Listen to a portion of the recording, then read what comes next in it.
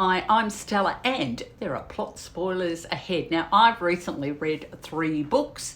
Yesteryear by Caro Burke, Heart the Lover by Lilly, which I listened to in audio, and Can You Ever Forgive Me by Lee Israel.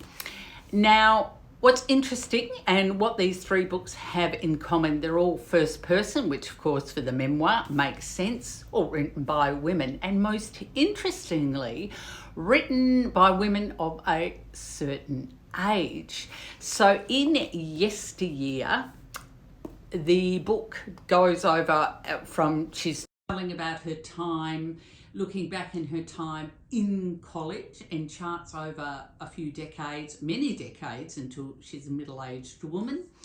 In Heart the Lover, it tells us, she tells her story of her first year in university, and then the book, then it stops when she's about 23, and then she is in middle age. So it's not charting over that, but you do hear the backstory.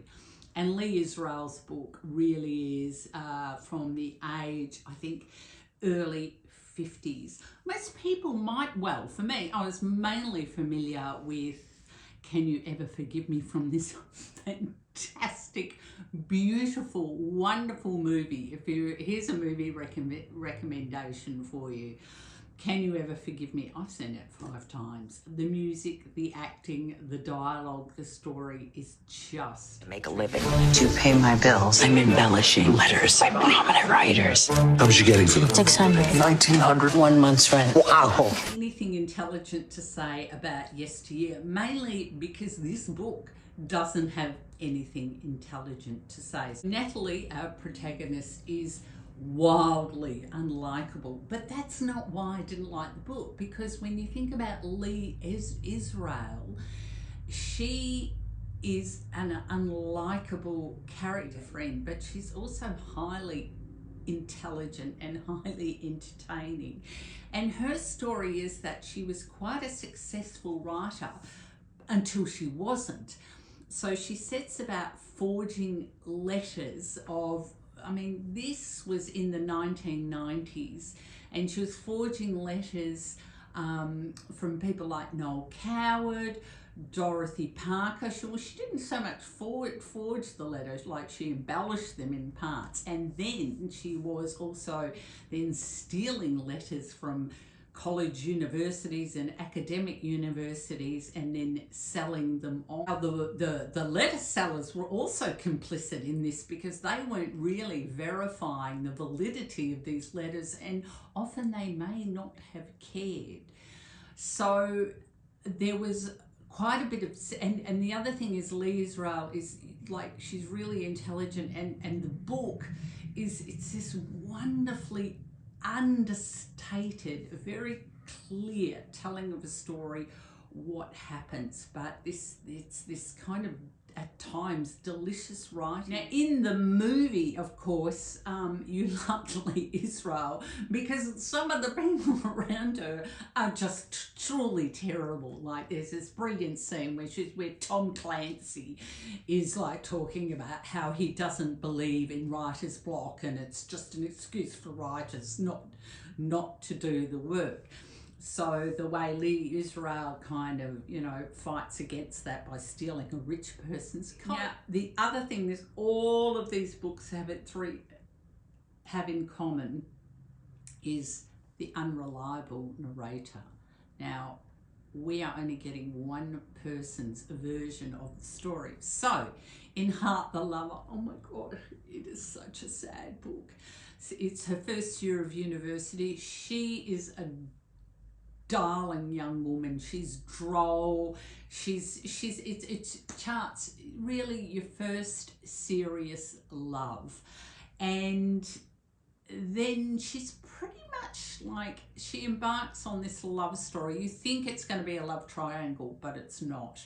And there is so much beauty in their relationship, and it's just young love. They are just so happy to be around each other. They have these fantastic conversations. They both love literature. She is going to be a writer. They go to Paris together, but then think, look, I'll do some plot spoilers, but not all plot spoilers, because I think you really want to read this book. And then something happens. It's quite huge. And then many years later, so that they essentially break up, but it's a little bit more complicated than that. Then years later, it's almost like, well, he is saying to her, well, in her mind, and in the reader's mind, he ended the relationship.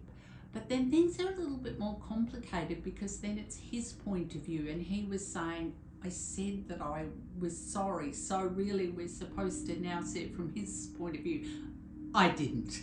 I think I felt like the writer was trying to gaslight this character, and as a reader I thought, I'm not buying this. I am not buying this.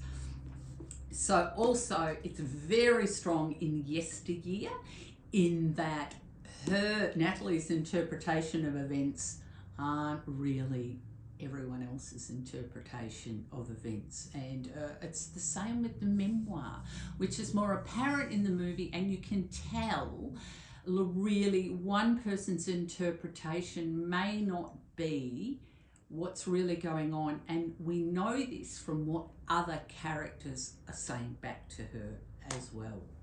But you know, that's all a novel, and that's all a memoir can be. They can only just tell you what their interpretation of events, but I can highly recommend it. So what do you think? Have you read Yesteryear, Heart the Lover, and Can You Ever Forgive Me? And can you ever forgive me for these plot spoilers? Okay, I'll see you next time.